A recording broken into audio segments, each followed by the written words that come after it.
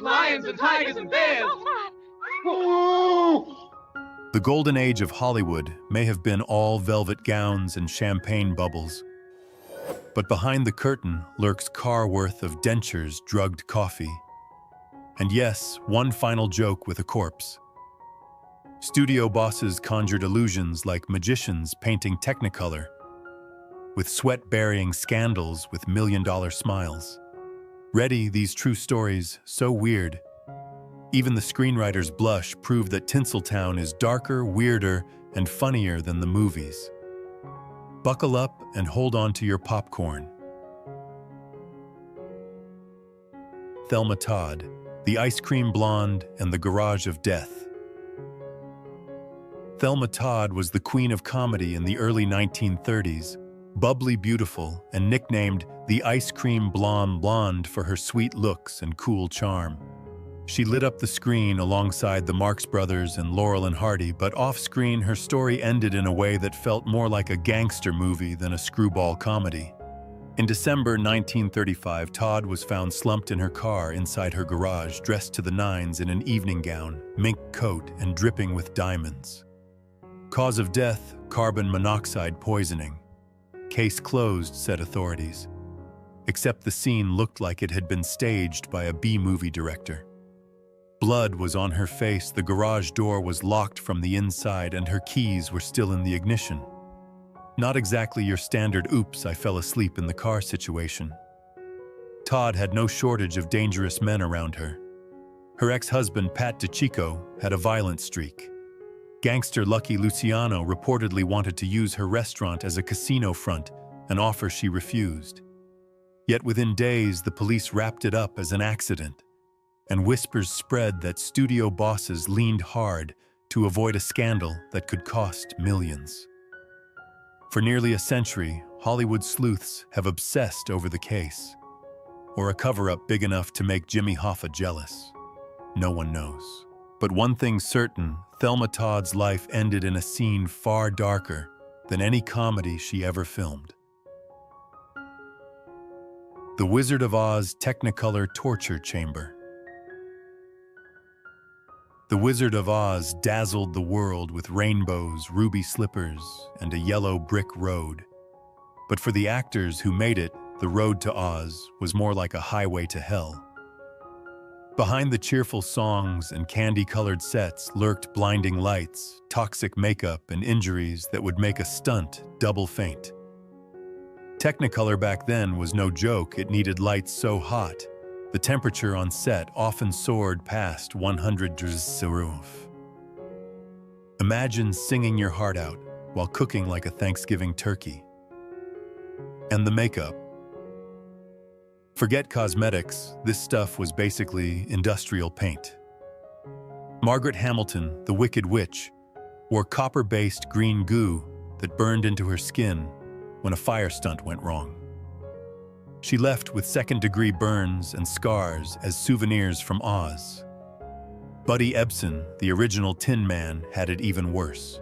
His silver makeup was laced with aluminum powder that he inhaled until his lungs collapsed.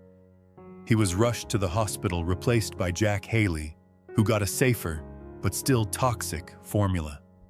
Even Dorothy wasn't spared. Judy Garland was forced into corsets and fed a steady diet of pills and black coffee just to keep her girlish figure. The cast literally signed waivers acknowledging risks of blindness, burns, and heat exhaustion. But the show went on because MGM said so. The movie became a timeless classic. But for the actors, Oz wasn't a dreamland. It was a nightmare in Technicolor. Clark Gable. The $60,000 smile that wasn't. Clark Gable wasn't just a movie star, he was Hollywood royalty, the king himself. Women swooned, men envied, and that million-dollar smile could melt an iceberg. But here's the kicker, that legendary grin wasn't even real. By his early 30s, Gable had lost most of his teeth thanks to nasty gum infections and bad dental work. MGM, terrified that their romantic leading man might be exposed as a toothless wonder, shelled out the modern equivalent of $60,000 for custom dentures. Yes, the most famous smile in Hollywood history was bought and paid for like a luxury car. The dentures worked, kind of. Co-stars often complained that Gable's breath could knock you out faster than a heavyweight boxer, blamed the dentures, plus his chain-smoking habit. But no one dared mention it publicly. The studio's iron grip over his image meant the secret was sealed tighter than Fort Knox. And that's the crazy part, Gable's dentures weren't just dental work. They were a symbol of how far Hollywood would go to sell perfection. Publicists, fixers, even dentists were enlisted in the grand illusion. On screen, Clark was irresistible, every wink and grin dripping with charm. Off-screen, he was a man masking pain and discomfort with every smile. His pearly whites weren't just fake. They were Hollywood's ultimate special effect. Judy Garland, the Wizard of Pills and Coffee.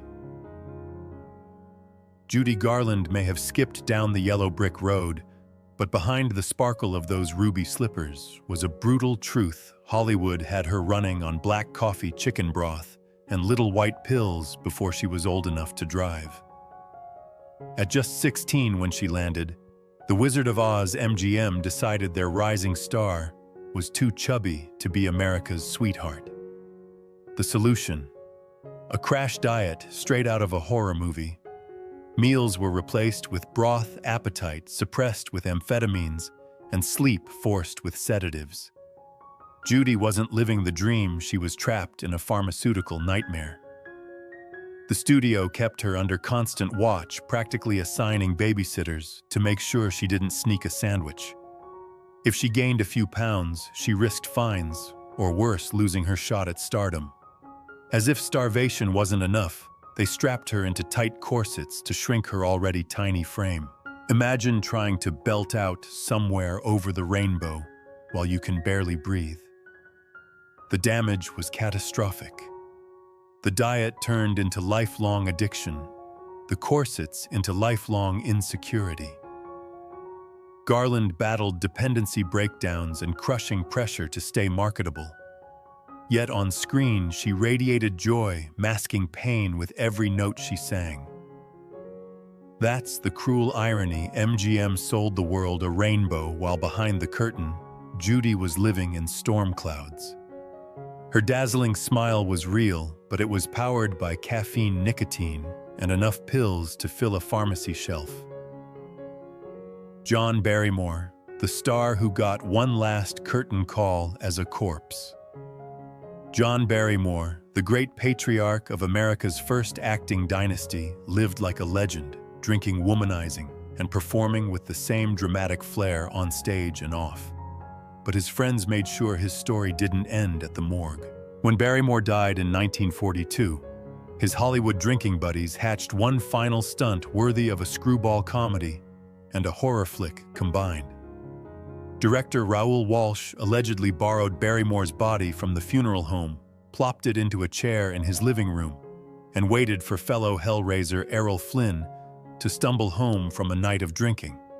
Flynn opened the door, saw Barrymore's lifeless body propped upright, and screamed like a man who just saw Dracula moonwalking. Was it true? Walsh swore it was. Flynn repeated it in his memoir. And the tale became so infamous it later inspired scenes in movies. Whether fact or outrageous legend, the prank fit Barrymore's life perfectly, theatrical, grotesque, and impossible to ignore. Barrymore had spent his final years as a brilliant actor turned caricature of himself, undone by booze and excess. But in death, his friends gave him one last performance, his most unforgettable entrance and exit rolled into one. It was twisted, it was tasteless, and it was oddly affectionate. Even as a corpse, John Barrymore upstaged the living. Hollywood couldn't have scripted a better punchline. Number 6. George Reeves' Superman's Death Mystery.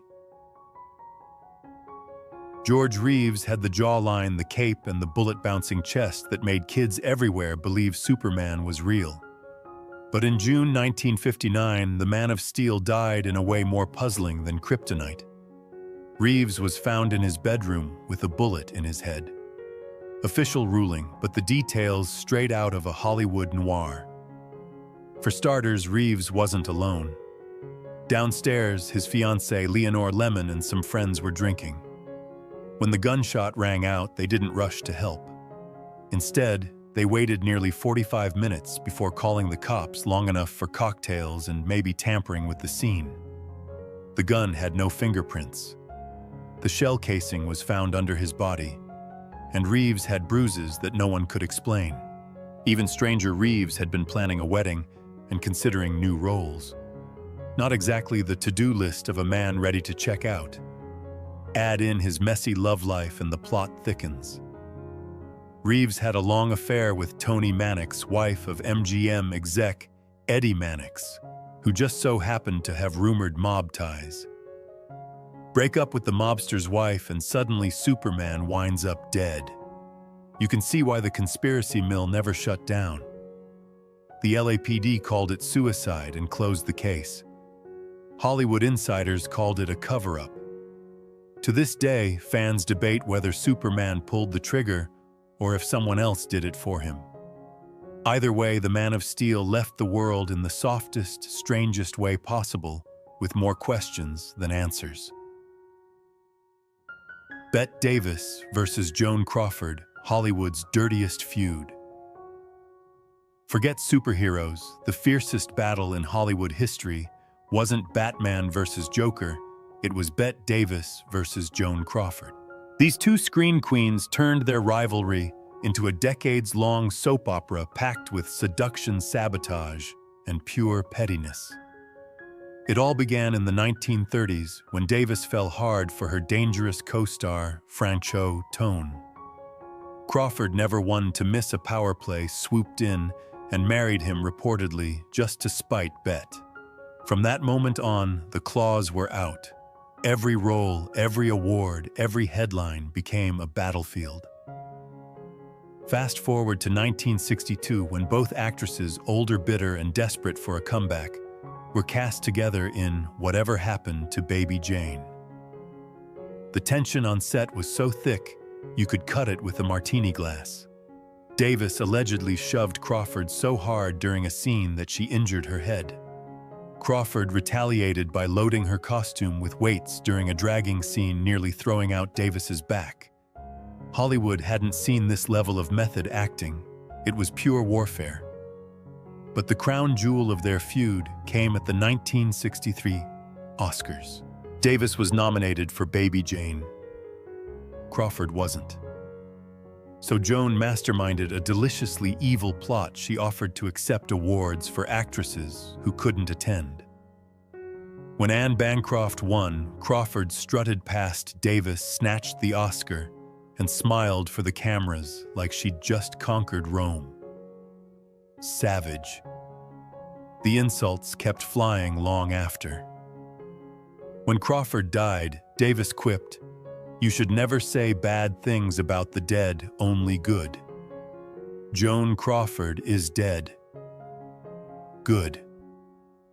In the end, their feud outlived both of them, cementing their legacy as Hollywood's original drama queens. The Munchkin hanging myth, Hollywood's creepiest optical illusion.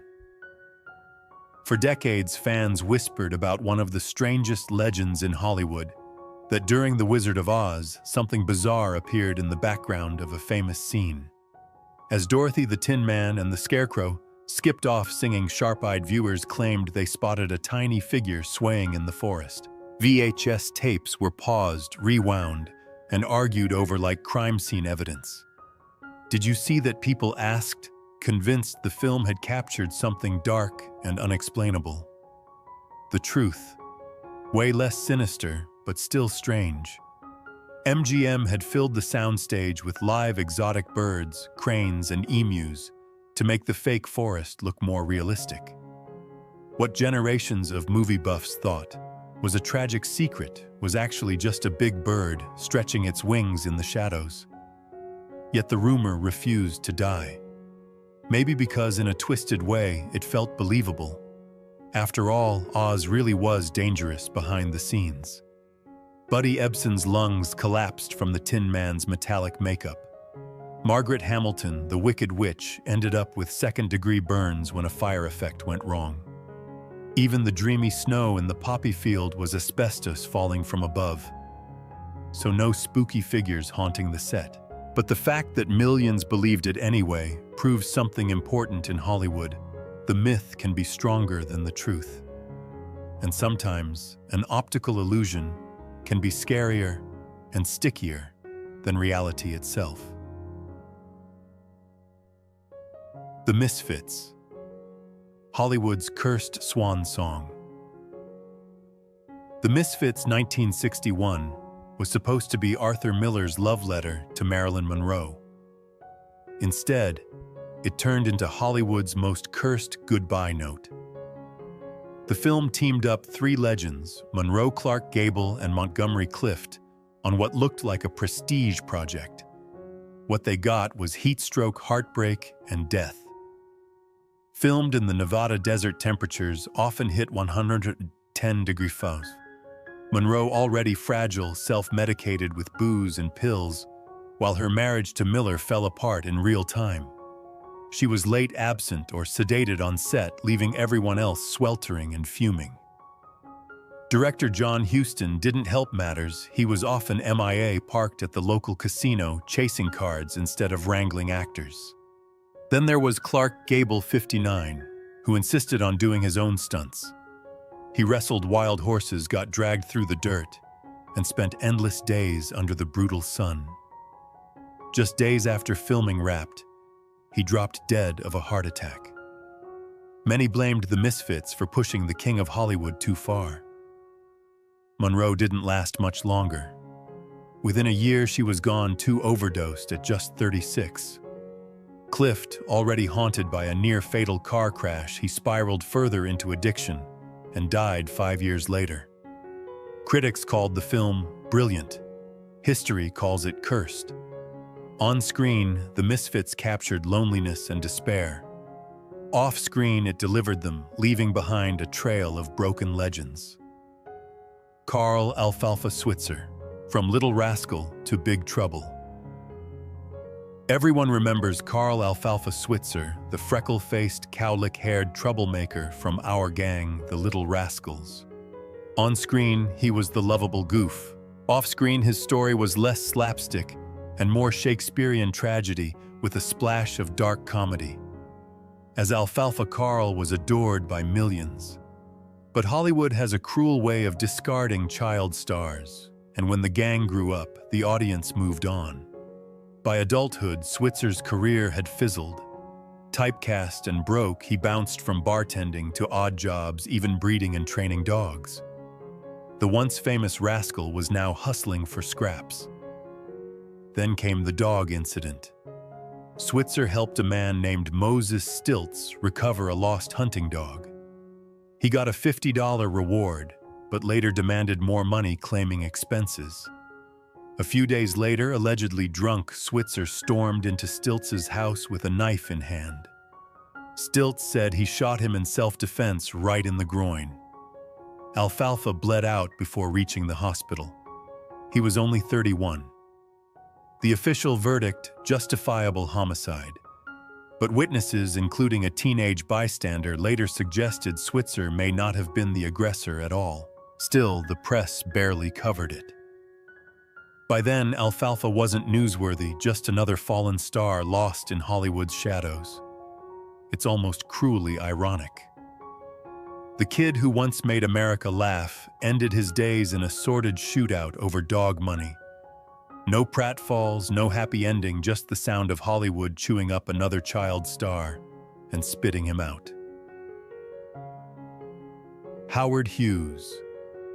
The bra built like an airplane. Howard Hughes wasn't just a billionaire aviator and filmmaker. He was Hollywood's most brilliant mad scientist. Forget airplanes for a second. The man once applied aeronautical engineering to a bra. Yes, you read that right. In the 1940s, Hughes was producing The Outlaw, a Western designed less to showcase plot and more to showcase its star, Jane Russell. Dissatisfied with how Russell's cleavage looked on camera, Hughes sketched blueprints for a revolutionary cantilevered bra, complete with wires, padding, and the kind of structural integrity you'd expect in a Boeing prototype. His goal, to defy gravity. Russell, being smarter than Hughes gave her credit for, took one look at the contraption and said, "Nope. Too uncomfortable, too ridiculous." Instead, she discreetly wore her own lingerie, adjusted it herself, and surprised Hughes never noticed. The film came out exactly how he wanted, even though his miracle bra never touched her skin. Score 1 for Jane. But the bra was just the tip of Hughes's obsessions. As head of RKO Pictures, he kept obsessive files on every female contract player's body measurements, updating them like an accountant tracking stocks. Casting decisions were sometimes made or unmade based on inches gained or lost. As the years passed, Hughes's quirks spiraled into full-blown eccentricity, communicating by memo, refusing human contact, and shuffling around with Kleenex boxes on his feet to dodge germs. Genius, absolutely. Disturbed, without a doubt. The man who redefined aviation also redefined lingerie, and in both cases, he insisted on being in complete control. Fatty Arbuckle, Hollywood's first scandal that rocked Tinseltown. Before Chaplin's tramp and Keaton's stone face, Roscoe. Fatty Arbuckle was the king of silent comedy. He was one of the biggest stars in the world, literally and figuratively, until 1921, when his career imploded in the first Hollywood scandal, big enough to make headlines coast to coast. The story began at a raucous party at San Francisco's St. Francis Hotel. An aspiring actress named Virginia Rappa fell gravely ill and later died of peritonitis. Arbuckle was accused of causing her death, and the tabloids pounced like sharks in a feeding frenzy. With no evidence but plenty of rumor, they painted him as a depraved villain, splashing lurid headlines that sold millions of papers. Studios panicked. Paramount pulled his films, theaters banned his comedies, and the once beloved funny man became public enemy number one. His trial turned into a circus. The first two ended in hung juries. The third, a full acquittal, with the jury issuing an apology declaring Arbuckle innocent. But by then, the damage was irreversible. His name was poison. Hollywood washed its hands of him. The scandal forced the industry to clean up its act, or at least look like it. Studio bosses created the Motion Picture Producers and Distributors of America, hiring Will Hays to police morality and spin damage control. Enter the infamous Hays Code, the rulebook that dictated what Hollywood could and couldn't show for decades. Arbuckle tried to direct under a pseudonym, but the laughter never returned. In a cruel twist, the man who made the world laugh was destroyed by a story that wouldn't die. Hollywood learned to survive scandal. Arbuckle never did. Loretta Young, the secret baby Hollywood hid in plain sight. Loretta Young was the picture of Hollywood virtue in the 1930s and 40s, beautiful, talented, devoutly Catholic, and adored by fans who saw her as the embodiment of grace. But behind her saintly image lay one of Tinseltown's biggest cover-ups, a secret baby with none other than Clark Gable, the king of Hollywood himself. It all started in 1935 while filming The Call of the Wild. Gable was married, Young was unmarried, and their brief affair left her pregnant, a career-ending scandal in the making. The studio machine kicked into overdrive. Loretta disappeared under the guise of illness, quietly gave birth, and placed the baby Judy in an orphanage. Months later, she staged a very public adoption of the child, selling the story that she was rescuing a poor, abandoned infant. Hollywood ate it up. Judy Lewis grew up unaware of her true parentage. Though the truth stared back at her in the mirror, Her unmistakable gable ears were so obvious, they were surgically pinned back as a child to silence whispers. It wasn't until adulthood that she finally learned the secret. Gable never acknowledged her. Loretta avoided the subject her entire life until finally, late in years, she admitted to Judy what everyone else had long suspected. The saga is pure Hollywood glamour on the outside, scandal in the shadows, and a truth so tightly managed it took decades to surface. Loretta Young's greatest role wasn't on screen, it was the performance of her life keeping the world from knowing her most intimate secret. Tallulah Bankhead, Hollywood's wild child, who played by no rules. If Hollywood in the 1930s was a prim and proper finishing school for starlets, Tallulah Bankhead was the kid smoking behind the gym, shouting curse words and laughing too loud. While other actresses polished their images into porcelain dolls, Tallulah set hers on fire and then lit a cigar with the flames. Born into Southern aristocracy, Bankhead brought her sharp wit and booming personality to Hollywood after conquering London and Broadway. Studio bosses expected her to behave like every other leading lady, demure, polite, obedient. Instead, she drank too much smoked cigars, like a gangster, swore like a sailor, and lived her life with zero filter. And Hollywood didn't know what to do with her. Her most infamous role came in Alfred Hitchcock's wartime drama Lifeboat. When crew members suggested she wear underwear for modesty, she flat out refused. "Darling," she purred, "I don't wear underwear. And if you see anything you haven't seen before, just throw a net over it." Hitchcock must have choked on his tea. Unlike her peers, Tallulah refused to sign long-term studio contracts. That meant no safety net, no constant publicity machine, but total freedom. She could say what she wanted live, how she wanted, and thumb her nose at Hollywood's moral police. Sure, her career wasn't as long or lucrative as others, but she became a legend in her own way. Tallulah Bankhead wasn't just outrageous, she was revolutionary. In an industry obsessed with control, she was proof that a star could shine just as brightly by being utterly, unapologetically herself. Marlene Dietrich, the diva who bending light to her will. Marlene Dietrich wasn't just a star, she was a living work of art, and she made sure the camera knew it. While most actresses trusted the studio to dictate their look, Dietrich made her own rules. "No light touches my face without my permission." That's right, she actually had a contract clause that allowed her to control how she was lit on set. Forget diva dressing room demands, this was diva-level physics. The diva studied shadows and angles like a master painter.